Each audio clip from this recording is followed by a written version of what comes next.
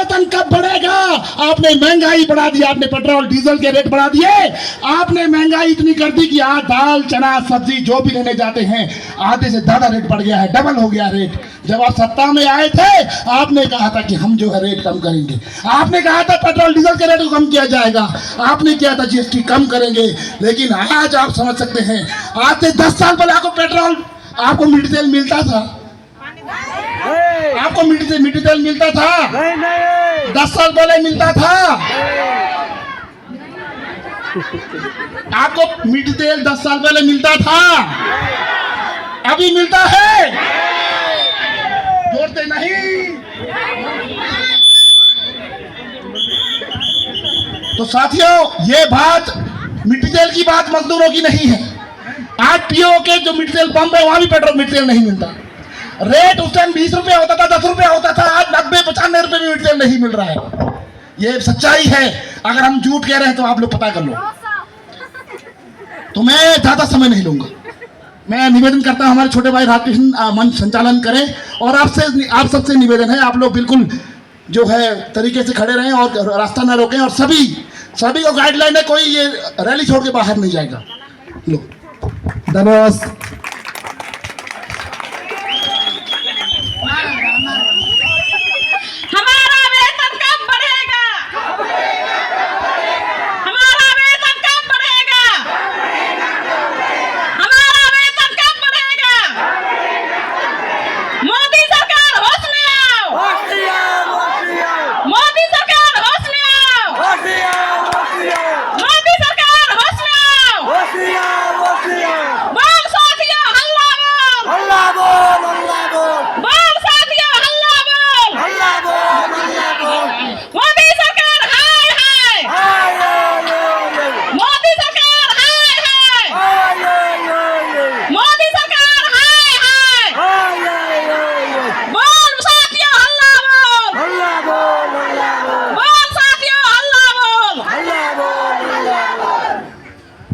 धन्यवाद साथियों, जोरदार तालियों के साथ हमारी महिला साथी का हौसला अफजाई करेंगे आप सभी। साथियों, जिला किन्नौर के अंदर रिकांगपिओ में हम आज एक दिवसीय जो मजदूरों द्वारा रोष प्रकट करने जा रहे हैं। सरकार द्वारा दमनकारी कानून जो मजदूरों के विरोध में बनाए जा रहे हैं, हम अपने हकों को लेकर, हम अपनी मांग को लेकर के एक बुलंद आवाज के साथ आज रिकांगपिओ चौक पर इकट्ठे हुए हैं। बुलंद आवाज दूंगा साथियों, क्योंकि मजदूर अपनी आवाज से, मजदूर चिल्लाकर, मजदूर तालियां बजाकर, मजदूर सीटियां बजाकर देश भर के अंदर आज सरकार को, प्रशासन को अपनी आवाजों को सुनने के लिए मजबूर कर रहा है। तभी हम मजदूर आज एकत्रित हुए हैं। एक बुलंद आवाज दूंगा, तैयार है आप सब? आवाज दो, आवाज दो। मजदूर एकता जिंदाबाद, मजदूर एकता जिंदाबाद, इंटेक यूनियन जिंदाबाद। धन्यवाद साथियों, हमने आज एक दिवसीय रोष रैली रिकांगपिओ के अंदर सफल आयोजन किया है, जिसमें तमाम शोंगठोंग कच्छम के साथी व दीपक प्रोजेक्ट वर्कर यूनियन के साथी जो इंटेक समर्पित है, आप सभी ने कानून व्यवस्था को बनाते हुए और बुलंद आवाज के साथ रिकांगपिओ में रोष प्रकट किया है। इन सब के लिए जोरदार तालियां आप सब के लिए। साथियों, आज हमारे बीच आए इस एक दिवसीय रैली में हमारे इंटेक जिला उपाध्यक्ष बड़े भाई बिहारी लाल सहयोगी जी, क्षमा कीजिए, हमारे इंटेक राज्य उपाध्यक्ष हमारे बीच आए बिहारी लाल सहयोगी जी, हमारे इंटेक राज्य उपाध्यक्ष बड़े भाई कुलवंत नेगी जी, साथ ही साथ जिला किन्नौर इंटेक के अध्यक्ष बड़े भाई मानचंद नेगी जी, शोंगठोंग कच्छम के हमारे जुझारू प्रधान ज्ञान प्रकाश नेगी जी, महासचिव कृष्ण कुमार नेगी जी, हमारे जॉइंट सचिव सोमेश्वर नेगी जी, अनिल नेगी जी, सुनील नेगी जी, रोहित नेगी जी, आप सभी का, साथ ही साथ दीपक प्रोजेक्ट से आए हमारे बीच रतन शेरिंग जी जो समदो के प्रधान है, प्रेमलाल सिंगानिया, खेमदास जी उपाध्यक्ष, मजदूर साथियों द्वारा जोरदार तालियां बजाकर आप सभी का स्वागत करूंगा, अभिनंदन करूंगा। साथियों, अधिक समय ना लेते हुए हमारे बीच बुलाना चाहूंगा इस भीड़ को, इस रैली को संबोधन करने के लिए बड़े भाई हिमाचल प्रदेश के राज्य उपाध्यक्ष बिहारी लाल सहयोगी जी। जोरदार तालियां सीटियां बजाकर स्वागत करेंगे बिहारी लाल सहयोगी जी का। यहाँ पर उपस्थित राज्य उपाध्यक्ष मेरे छोटे भाई कुलवंत सिंह नेगी जी, मेरे छोटे भाई मानचंद नेगी जी, इंटक जिला किन्नौर अध्यक्ष रतन जी जो बीआरओ के प्रधान हैं, समदो से हैं, समदो में आज पूरा हड़ताल है, वो आप हमारे बीच आए हैं। प्रेमलाल सिंगानिया जी जो ज्यूरी से है, बीआरओ के जनरल सेक्रेटरी है, धामी से लेकर लोसर काजा तक। खेमदास जी उपाध्यक्ष है, ज्ञानचंद जी शोंगटोंग पटेल शोंगटोंग प्रोजेक्ट के जनरल सेक्रेटरी है, बाकी सबके नाम नहीं ले पाऊंगा। सारे मजदूर साथियों, हमारी जो केंद्र की 10 बड़ी ट्रेड यूनियन हैं और जो संयुक्त किसान मोर्चा है, उसने ये तय किया है कि जो मोदी सरकार की मजदूर विरोधी नीति है, किसान विरोधी नीति है और देश विरोधी नीति है, इसके खिलाफ पूरे देश में 16 फरवरी को एक दिवसीय हड़ताल करेंगे। और हम राज्य इंटेक ने तय किया है कि हिमाचल प्रदेश के सभी जिला हेडक्वार्टर में हम लोग धरना प्रदर्शन करेंगे। तो आपकी जो जिले की जो कार्यकारिणी है इंटेक की, आपकी प्रोजेक्ट की जो यूनियन है, दीपक प्रोजेक्ट है या शोंगटोंग प्रोजेक्ट है, इनकी लीडरशिप से हमने बात किया और ये तय किया कि 16 फरवरी को शोंगटोंग प्रोजेक्ट में पूर्ण हड़ताल होगी, बीआरओ में पूरा हड़ताल होगी और सारा का सारा मजदूर कूच करेगा रिकॉम्पियो के लिए। हम रिकॉम्पियो के लिए यहाँ पर इकट्ठे हुए हैं। जब से केंद्र में मोदी सरकार आई है 2014 में, किस बात को लेके आई है कि मोदी आएंगे महंगाई को कम करेंगे, यही बोले थे। राशन का जो मूल्य है कीमतें कम करेंगे, मजदूरों का वेतन बढ़ेगा, सबको रेगुलर करेंगे, सबको पेंशन स्कीम देंगे, विकास करेंगे।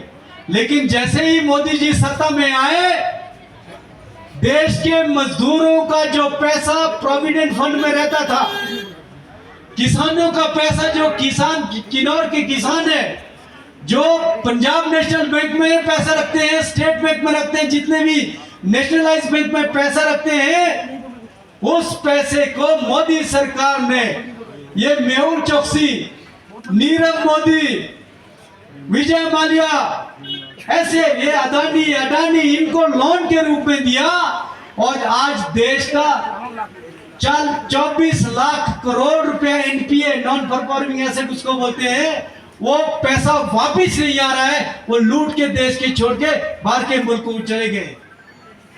मजदूर के लिए ऐसे कानून लाए हैं जो हमारे बुजुर्गों ने, अभी मैं नीचे जब पटेल के पास आपके भाषण हम बोल रहे थे कि जो वेतन भुगतान का कानून है 1936 में आया अंग्रेजों के टाइम में, जब मजदूरों को चोट लगती है 1923 का कानून आया कि मजदूर को मुआवजा मिलना चाहिए। ट्रेड यूनियन एक्ट 1926 में आया है, न्यूनतम वेतन आया, बहुत 40 प्रकार के कानून हमारे बुजुर्गों ने जान की कुर्बानियां देके बनाए थे। ये मोदी सरकार ने जब कोरोना टाइम आया है, उन सबको खत्म करके नई 4 श्रम संहिता लाई है, वो मजदूर के पक्ष की लाई है। ये देश का मजदूर खड़ा हुआ है, जिसके चलते आज मोदी सरकार पूरे देश में मजदूरों कर्मचारियों के विरोध के संग होते हुए वो लागू नहीं कर पा रहा है। ये सबसे बड़ी ताकत आज देश में मजदूरों और किसानों की है।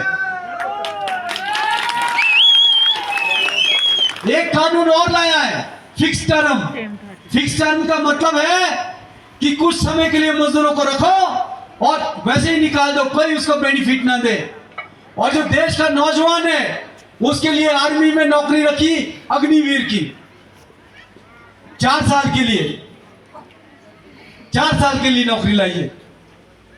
ये ऐसे ऐसे कानून इस देश में लाए हैं। और हमारा मांग क्या है कि जो 1957 में श्रम सम्मेलन हुआ था उसमें कहा है कि मजदूरों का वेतन ऐसा होना चाहिए कि वो 4 परिवारों का पाल सकते हैं अपने परिवार को, उस तरह उतना वेतन मिलना चाहिए। इसलिए जो केंद्रीय ट्रेड यूनियन ने तय किया है कि एक मजदूर का 1 महीने का तनख्वाह जो लेबर है 26,000 होना चाहिए।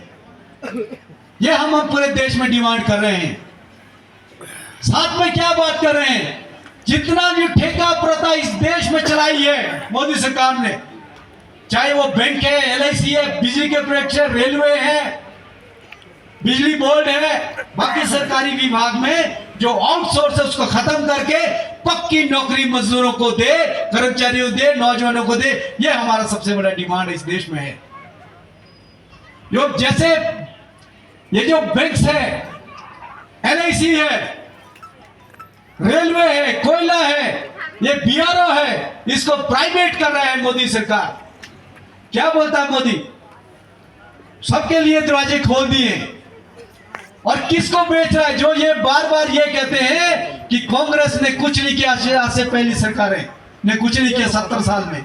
लेकिन हम मोदी से यही कहना चाहते हैं, जो भाजपा के लोग भी आप लोगों को बोलते हैं कुछ नहीं किया। अरे मोदी किसको बेच रहा है?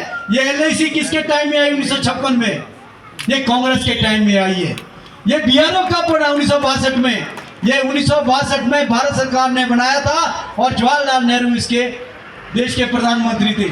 जितने भी पब्लिक सेक्टर इस देश में बने वो कांग्रेस के टाइम में आए और मोदी इन्हीं को प्राइवेट के लिए बेच रहा है। खुद तो कर नहीं पाए लेकिन इनको प्राइवेट के लिए बेच रहे हैं। अगर ये प्राइवेट में चला जाएगा तो आप लोगों को सरकारी सेवा जिस तरह से आज तक मिल रही है उस तरह से नहीं मिलेगी। आपको अपनी जेब से खर्च करना पड़ता है, खर्च करना पड़ेगा। ये नौजवानों को रोजगार नहीं मिलेगा। तो इन सारी बातों के लिए हम लोग क्या है, और जो BRO के लिए हमने डिमांड किया है, अभी राजनाथ सिंह से इंटेक के राज्य जो ऑल इंडिया कमेटी की बातचीत हुई है तब आपके लिए एक इंश्योरेंस पॉलिसी लाई है 10 लाख की। लेकिन वो डेथ पर है, चाहे वो नेचुरल डेथ है, एक्सीडेंटल है, मिलेगा आपके बच्चों को, घर परिवार वालों को 10 लाख रुपया। लेकिन हमारी डिमांड यहीं तक नहीं है। हम डिमांड कर रहे हैं उस मजदूर को, चाहे वो उसकी डेथ हो या वो नौकरी छोड़ता है या रिटायर होता है, 10 लाख रुपए इसको मिलना चाहिए। ये सबसे बड़ी हमारी डिमांड है। भारत सरकार से इसको ले हम लोग कर रहे हैं। और ये भी कर रहे हैं कि BRO का जितना मजदूर है उसको पक्का करो। जो शोंगटंग का मजदूर यहाँ आया है, अभी जिला कमेटी के साथ हम बैठेंगे, बातचीत करेंगे। ये नहीं चलेगा कि 6-6 महीने मजदूरों को तनख्वाह नहीं मिलेगी। माननीय मंत्री जी से, जगत सिंह नेगी जी से भी बातचीत करेंगे। लेकिन एक प्रोग्रेस का जो इशू है वो भी बातचीत करेंगे, उसको कैसे इंप्रूव करना है। लेकिन देश का कानून लागू होना चाहिए। पटेल को आपको वेतन देना पड़ेगा। अगर ठेकेदार लोगों को पैसा नहीं मिलते वो सच्चे हैं, नहीं दे सकते हैं। लेकिन जो प्रिंसिपल एम्प्लॉयर है, जो बिजली जिनका जो शोंगटोंग का जो ये है HPPCL है, इसको देना पड़ेगा और पटेल को देना पड़ेगा। इसके लिए दबाव डालेंगे, बातचीत करेंगे, इसको करेंगे। किसी का कोई पैसा यहाँ पर रुकने नहीं देगा। साथ साथ में जो दूसरा हमारा इस देश की लड़ाई है, एक किसान जो है, संयुक्त किसान मोर्चे ने 13 तारीख से कूच किया दिल्ली की तरफ। क्यों किया? आज से 2 साल पहले किसानों के साथ मोदी सरकार को फैसला करना पड़ा। उससे पहले क्या बोलता था मोदी सरकार? ये तो आतंकवादी है किसान, इनको तो बाहर से पैसा आता है, ये किसान है नहीं है। लेकिन 19 नवंबर 2021 को मोदी को टीवी में आना पड़ा और बोलना पड़ा, मैं किसानों को समझा नहीं पाया, इसलिए जो 3 कृषि कानून लिए इसको मैं वापस लेता हूं। लिए कि नहीं वापस लिए? वापस लिए। ये जो देश का किसान के सामने जो गुरूर था मोदी सरकार का, देश के किसान ने, अन्नदाता ने इसको चूर चूर किया और वापस लिया। और एक वादा क्या किया था मोदी सरकार ने? क्या डिमांड है किसानों की? हमको समर्थन मूल्य मिलना चाहिए। C2 प्लस 50% स्वामीनाथन आयोग का है। C2 का मतलब है एक फसल को पैदा करने के लिए जितना खर्चा आता है पूरी साल में, उस पर 50% मुनाफा मिलना चाहिए। ये कानून लाने के लिए किसान बोल रहे हैं। लेकिन जब किसान दिल्ली चला, क्या किया हरियाणा की सरकार में? हरियाणा में किसकी सरकार है? किसकी सरकार है हरियाणा में? खट्टर को जानते हैं? खट्टर को जानते हैं? वो भाजपा का मुख्यमंत्री है, डबल इंजन सरकार है। जैसे पंजाब का हरियाणा का किसान कुछ पूछ करता गया, उन पर जो है वो आंसू गैस चलाए, रबड़ की गोलियां चलाई, और रास्तों में उनके जो कांटेदार लोहे के कांटेदार तारे बिछाई है, शरीर बिछाए नोकीले, ताकि उनके ट्रैक्टर आगे ना जाए किसानों को रोकने के लिए। जिसकी वोट को लेकर सत्ता में मोदी जी आए हैं, उन्हीं किसानों पर ये अत्याचार करें। ऐसा लगता है कि जिस तरह से यूक्रेन की राजधानी को घेरने के लिए कांटे लगाए हैं चारों तरफ से, रशिया और यूक्रेन की लड़ाई, उसी तरह से मोदी ने भी दिल्ली में किसान वर्सेस भाजपा की सरकार की लड़ाई कर दी है। इसलिए हम इसका भी खंडन करते हैं। जो ये किसान है, जो किन्नौर का किसान है, ये नहीं है कि जो हरियाणा और पंजाब का किसान लड़ रहा है। ये जो किन्नौर का किसान है, ये सेब पैदा करता है, चूल्ही पैदा होती है, कुर्बानी पैदा होती है, न्योजाइयां पैदा होता है, राजमा पैदा होता है। ये जो सारी चीजें पैदा करते हैं, इसके लिए भी समर्थन मूल्य होना चाहिए। ये उनकी भी लड़ाई है, इसके लिए हम लोग खड़े हैं। साथ साथ में किसानों की और डिमांड क्या है कि जितना भी बैंक से लोन लिया, केसीसी लिया है, केंद्र की सरकार उसको माफ करे। ये सबसे बड़ी डिमांड आज की डेट में है। और लोग क्या बोलते हैं भाजपा कल वाले लोग आपके पास कि सरकार कहां से माफ करेगी, कैसे माफ करेगी? हम उन्हीं को कहना चाहते हैं कि जो हमारा पैसा हमने बैंक में जमा किया है, इंश्योरेंस में पैसा जमा किया, LIC में पैसा जमा किया है, EPF ट्रस्ट में जमा पैसा किया है, वो तो तुमने अडानी को दे दिया, मेहुल चौकसी को दे दिया, नीरव मोदी को दे दिया, विजय माली को दे दिया। वो तो पैसा खा के जो ये डॉक्टर सुभाष चंद्र है, GTV का मालिक, इनको दे दिया। वो खा के फॉरेन चले गए, 14 लाख करोड़ से ज्यादा लेके चले गए, और बाकी जो है 10 लाख करोड़ रुपया NPA में तुमने माफ कर दिया। उनका तो आप लोग माफ कर रहे हैं। जो देश की बैकबोन है, कृषि एग्रीकल्चर, गांव के जो किसान है, उसका आप लोन माफ नहीं करें। कितना लोन है? सिर्फ 1,20,000 करोड़ से ज्यादा नहीं है। ये सबसे बड़ी डिमांड आज नौजवानों के, ये जो किसानों की है, हम उस किसान के साथ है, क्योंकि हम लोग भी किसान है। सबका कर्जा माफ होना चाहिए। ये पूरे देश में हम आंदोलन छेड़ेंगे इसके लिए। साथ में जो नौजवान है, वो भी नौजवान क्रिकेट और मोबाइल में बिजी रहता है। नौजवान सत्तारूढ़ सरकार पर ज्यादा रोब नहीं मारता है कि हमको नौकरी नहीं मिलती है। लेकिन जो नौकरी नहीं मिलती है, दिल्ली की जो केंद्र की मोदी सरकार है, उसकी नीति के चलते हुए आज पूरे देश में नौकरी नहीं है। क्या बोला था 2014 में कि हम सत्ता में आएंगे, हर साल 2 करोड़ नौजवानों को रोजगार देंगे। 10 साल हो गई है, अप्रैल में 10 साल हो जाना है, तो 20 करोड़ लोगों को, नौजवानों को रोजगार मिलना चाहिए था, लेकिन रोजगार नहीं मिला है। क्या बोलते हैं मोदी जी? पकौड़े तड़ो, यही बोलते हैं। पकौड़ा का फॉर्मूला लाया। अरे नौजवान, अगर हमने अपने बेटे को पढ़ाया है, वो पकौड़े तलने के लिए पढ़ाया है, पकौड़े तलने के लिए पढ़ाया हमने। सरकार अपनी जिम्मेदारियों से पीछे हट रही है। दूसरा, एक नई बात आई है राम मंदिर के। अरे राम मंदिर बीजेपी वालों का है क्या? हमारा भी है। हम दिवाली कोई पहली बारी थोड़ी मना रहे हैं। जब से पैदा हुए, जब से जानने वाले हुए, तब से हमारे घर में दिवाली मनाई जाती है। क्यों मनाई जाती है दिवाली? कि राम जी अयोध्या आए थे उस दिन। और हमारे घर में, सब में, इलाके में सदियों से, हजारों साल से हम राम को मान रहे हैं। क्या बोल रहे हैं कि हमने राम मंदिर बनाया। अच्छा, अच्छी बात बनाई है। हमारे गांव में भी तो मंदिर बनते देवी देवताओं के, सदियों से देवी देवता हम उनको भी मानते हैं। दिल में राम है, हमारे दिल में हमारा राम है, दिल में है, हम उसको दिल से मानते हैं। इसलिए ये जो धर्म के नाम से हमको बांटा जा रहा है, मंदिर के नाम से हमारा वोट लेना चाहते हैं, उससे मजदूरों को बचना है। मजदूरों का भला कब होगा? जब हमारा वेतन बढ़ेगा 26,000 रुपया, जब हमको पेंशन मिलेगी, जब हमको ग्रेच्युटी मिलेगी, जब हमको जो किसान खेतों में काम करता है उसको समर्थन मूल्य मिलेगा, उसके लिए हम लोगों ने लड़ना है। ये राजनीति में धर्म और ये जो है राम नहीं लाना चाहिए। आपको ध्यान को भटकाने के लिए सिर्फ ये इस राम का नाम कर रहे हैं, ताकि आप मोदी सरकार से न पूछे महीना जो सिलेंडर जब हम कांग्रेस की सरकार थी 400 का मिलता है, आज वही सिलेंडर हमको 900 से लेकर 1100 का मिलता है। मेरा बच्चा घर में बेरोजगार बैठा है, मैं हॉस्पिटल में जाती हूँ, जेब से पैसा खर्च करके मेरे को एक्सरे करवाना पड़ता है, इलाज करवाना पड़ता है। हमारे गांव में सड़कें नहीं है, बिजली नहीं है, ये मोदी सरकार से न पूछे। इसलिए जो है आपका जो राम मंदिर का नाम उसने बीच में लाया है। हम जो मजदूर है, हम एक जगह काम करते हैं, तो इसलिए जो हमारा लड़ाई है ये तीखे रूप से हमने अपने अधिकार के लिए लड़ना है। और ये ट्रेड यूनियन का 10 केंद्रीय ट्रेड यूनियन का लाइन है कि 2024 में जो अप्रैल मई में चुनाव होगा, इस देश में मोदी सरकार को सत्ता से बाहर करना है।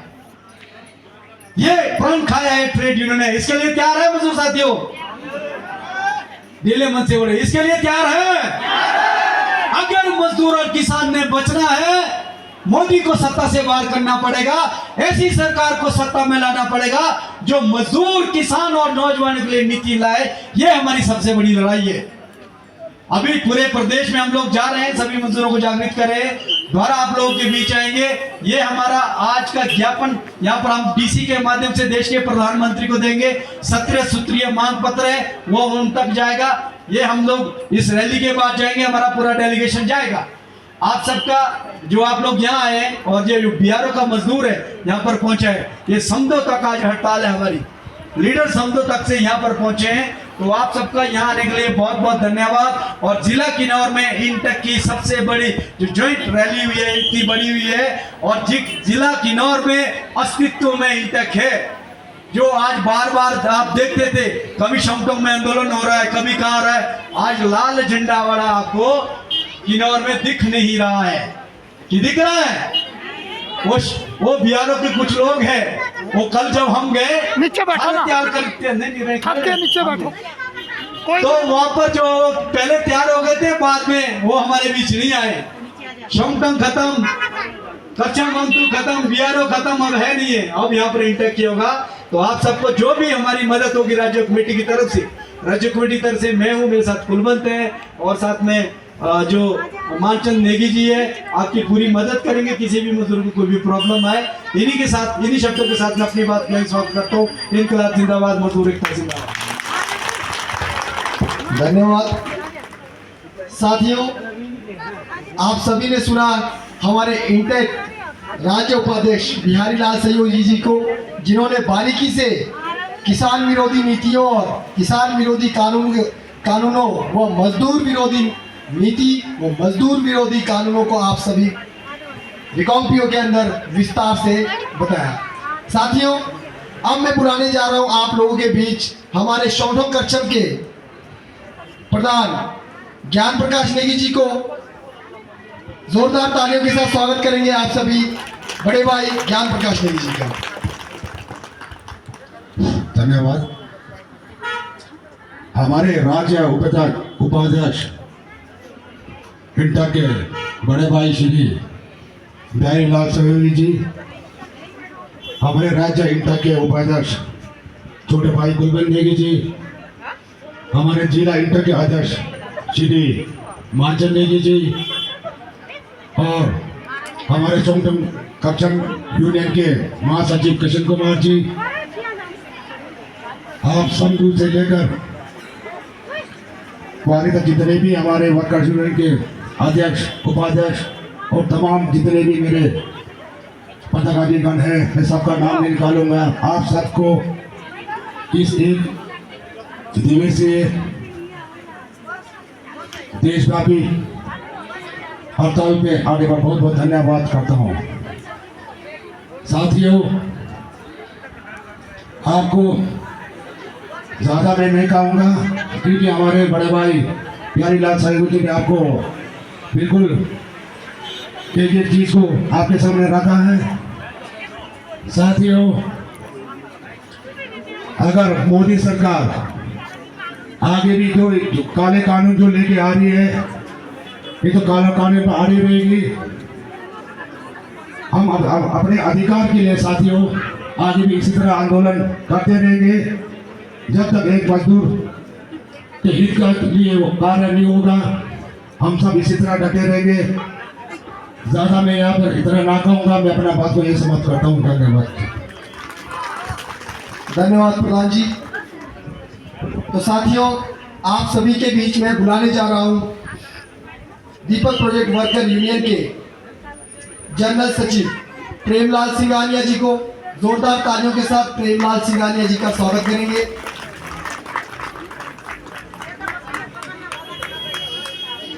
यहाँ पर उपस्थित हिमाचल प्रदेश राज्य इंटक उपाध्यक्ष